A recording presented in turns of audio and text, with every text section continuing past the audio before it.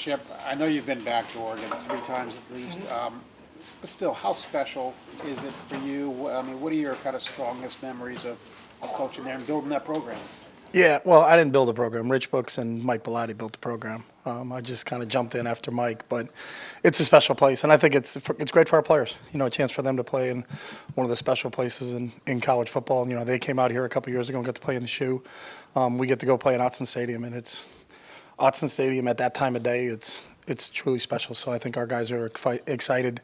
They're a really good team, you know, and I think that'll get your attention right away when you look at the film. And then I have, you know, family there. I have a brother-in-law and a sister-in-law and 3 nephews, so I'll get a chance to see them. And then some of the coaches that I've coached with, Nick Aliotti, John Neal, Don Pelham, Steve Greatwood, a couple guys we've text messaged. So besides family and those coaches that I worked with that I'll get a chance to see very quickly, it's about the game, you know, and I'm fired up for our players because it is a really special place to play.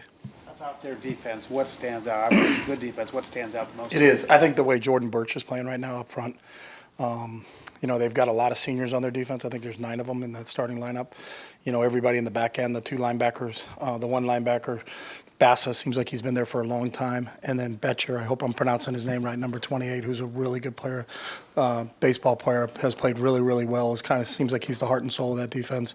And then they have veterans in the secondary. They're all, I know they're transfer kids, but they're all seniors that have played a lot of football. So I think they're really gelling together as a group. You know, they're going to present a lot of different looks.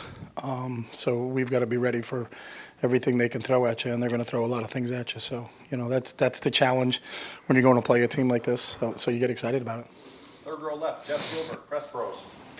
What do you attribute all the red zone success to that you guys have had? What types of things have made that work well for you guys? I think our players are just executing, you know, and I would attribute it to our players. I think they really grasp the plan each week, and the plan is different because we play different people on a weekly basis.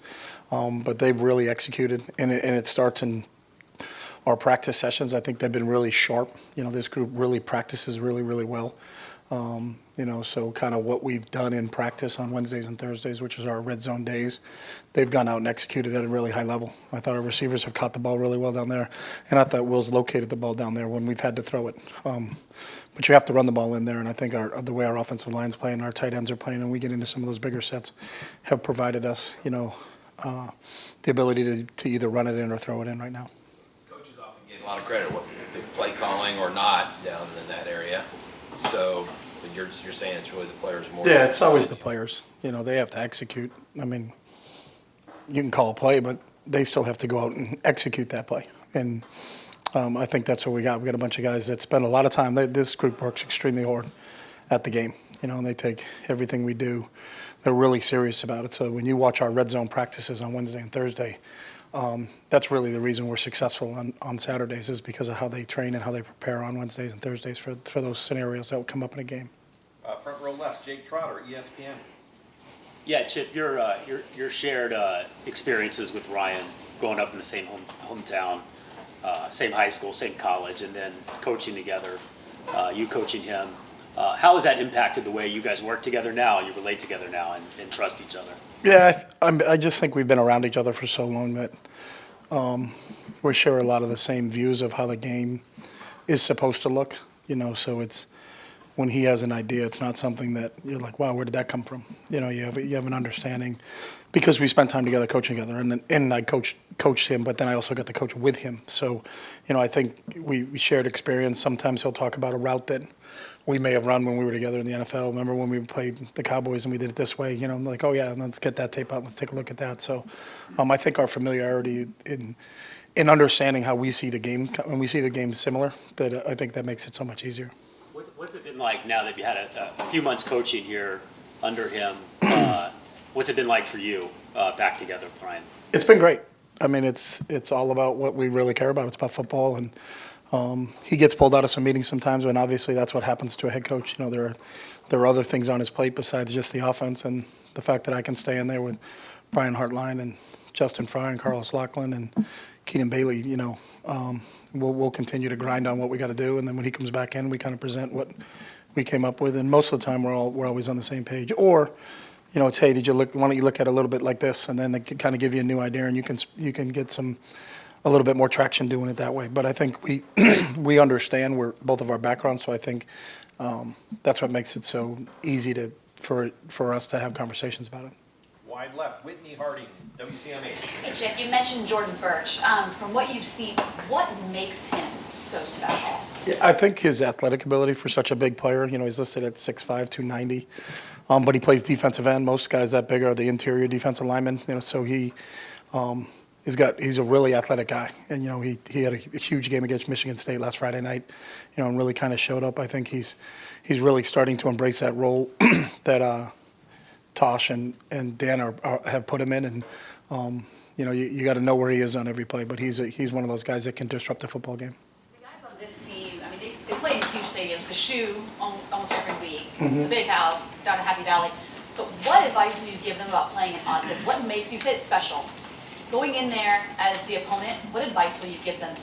Yeah, I think it's like any advice you give anybody is that it's really not about the crowd. It's about what do we do and how do we prepare. I think everywhere you go in this league, it's going to be loud. That's just the nature of it. The stadiums in the Midwest are gigantic.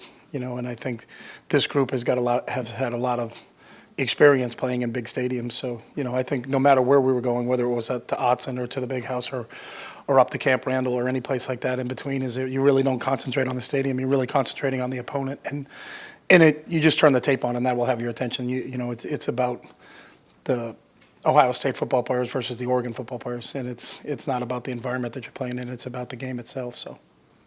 Front row right, Tim May, Letterman row. Thanks, Jerry. Is it over? Because this is usually the last question. All right, there we go. I'm gonna try to just ask one. Just one. Yeah. No follow-ups. I don't want to hog it. What have you learned about Quinshon Judkins? Obviously, Trey Brown was a returning player. You weren't here last year either, but both of those guys, but especially Quinshon, that maybe you didn't know about him from the violent way he runs the football, et cetera.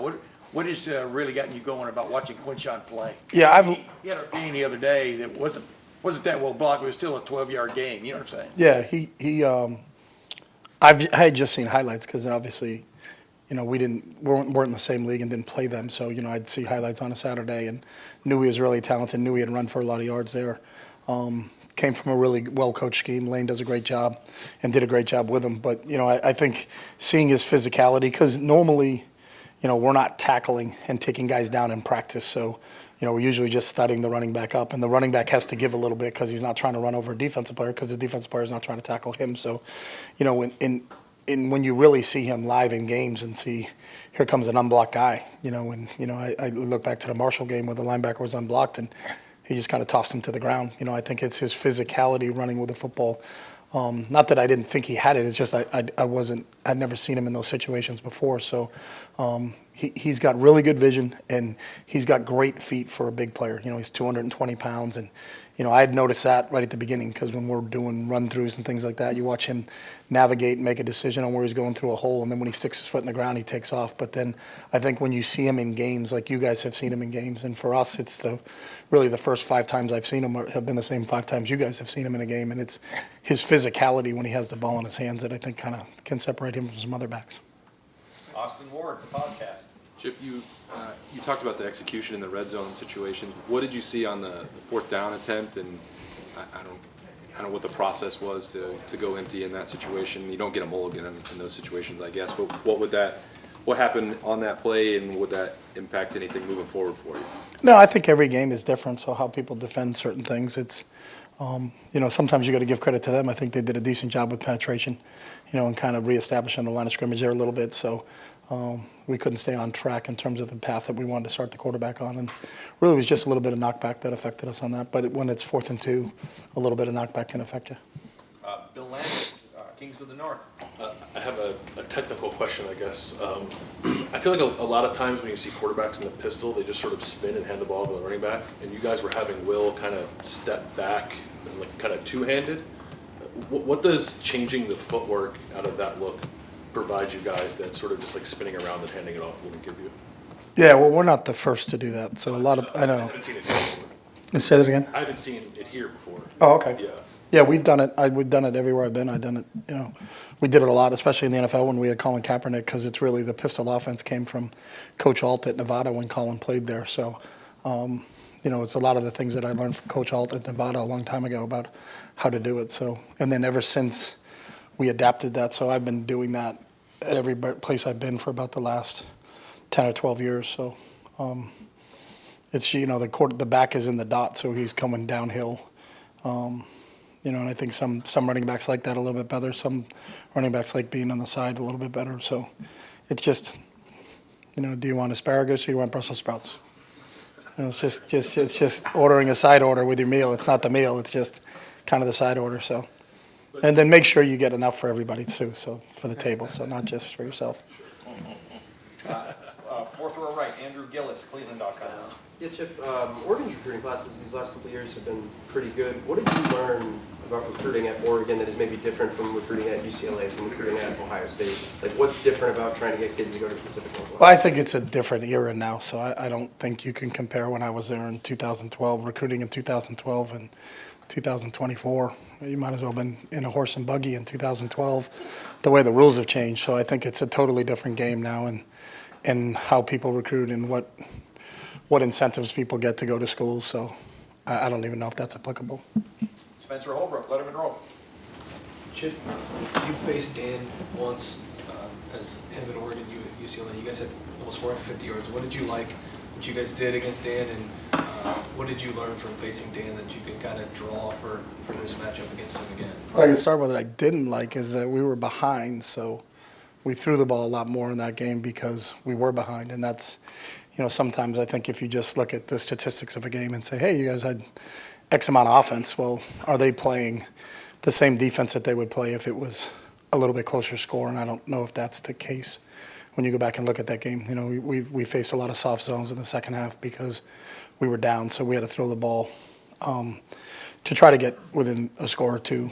We kind of made it a little bit closer at the end. So, they're really well coached. He comes from a really good coaching tree, starting with Coach Saban and Kirby at both Alabama and Georgia. So, they're going to be sound. They're going to move their front.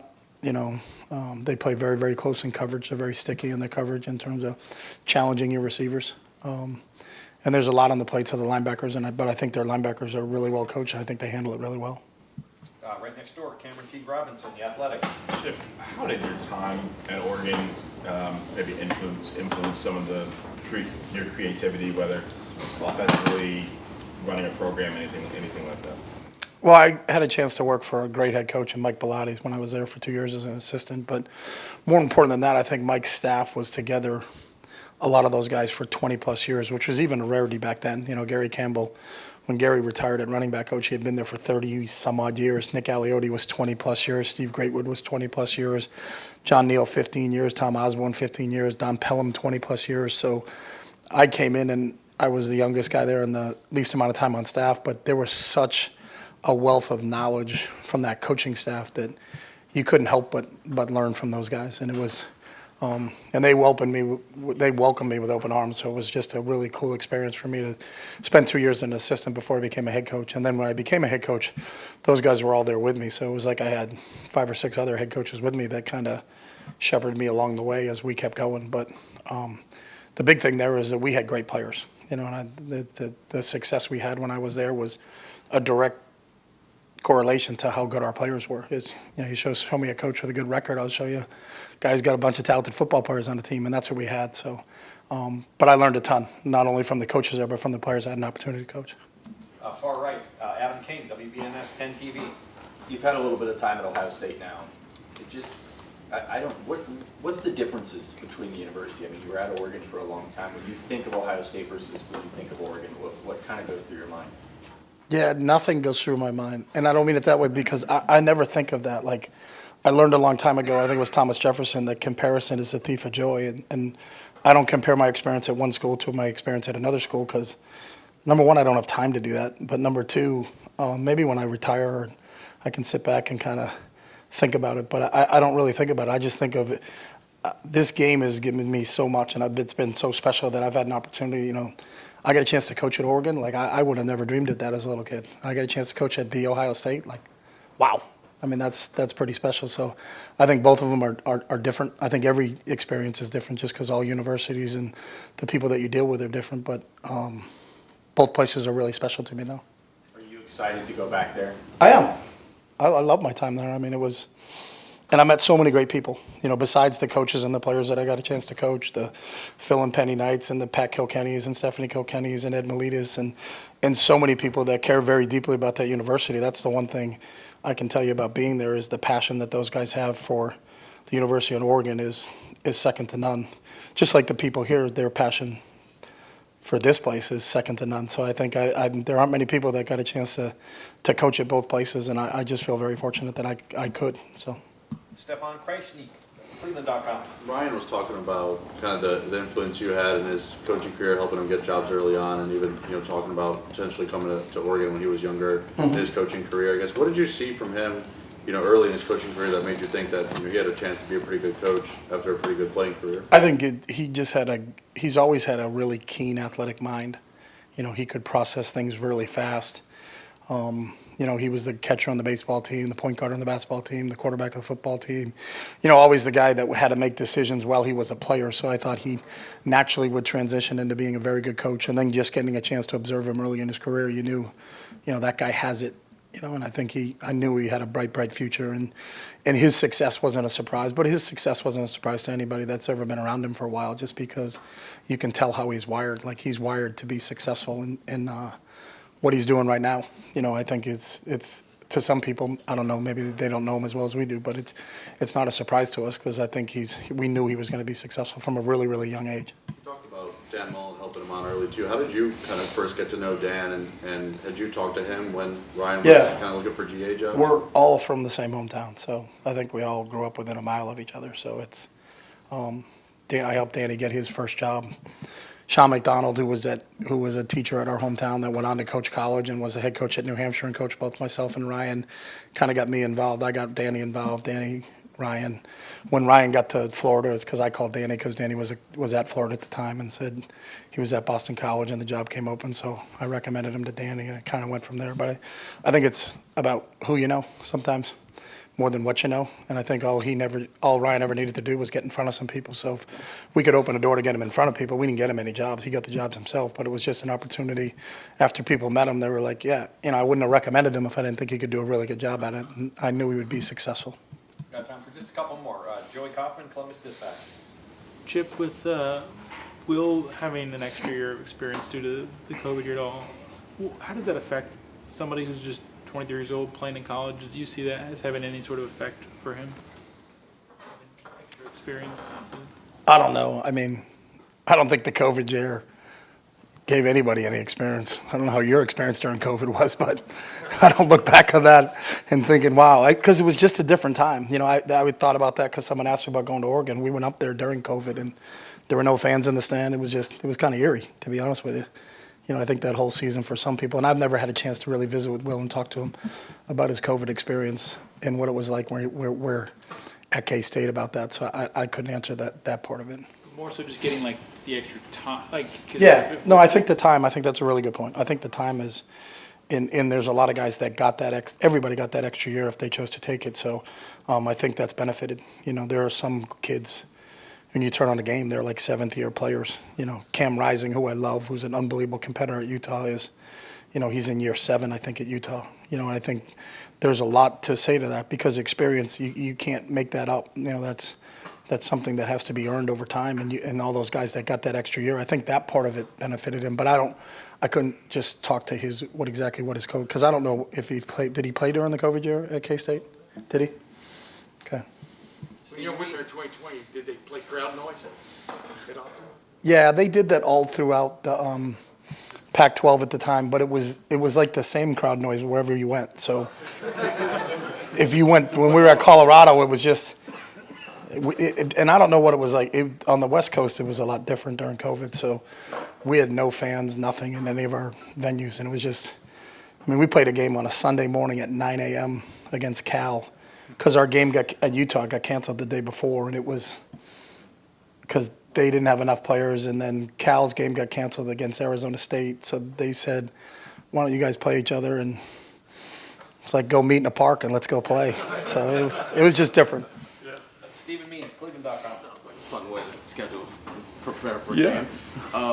College football player. I know he's obviously a lot older now. His demeanor, everything has changed. But do you remember the first big game you guys played with Ryan Day as your starting quarterback, and what maybe his demeanor was like heading into that game? Yeah, I think it was very similar. So he started, right at the beginning. I think we opened up against Rhode Island, and he played really well in that opening game. But he's the same as he is now. He was very well prepared.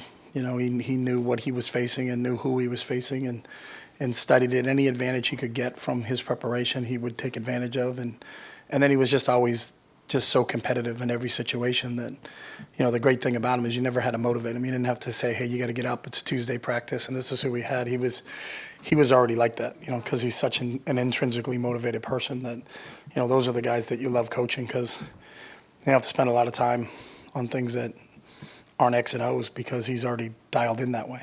How much of that actually comes with experience versus a guy, just as you're explaining with Ryan, that guy's just kind of built for a moment, regardless of how much experience he does or doesn't have? I think the experience helps you, but I do think there are some people that are built for the moment, and I've always felt that he was one of those guys.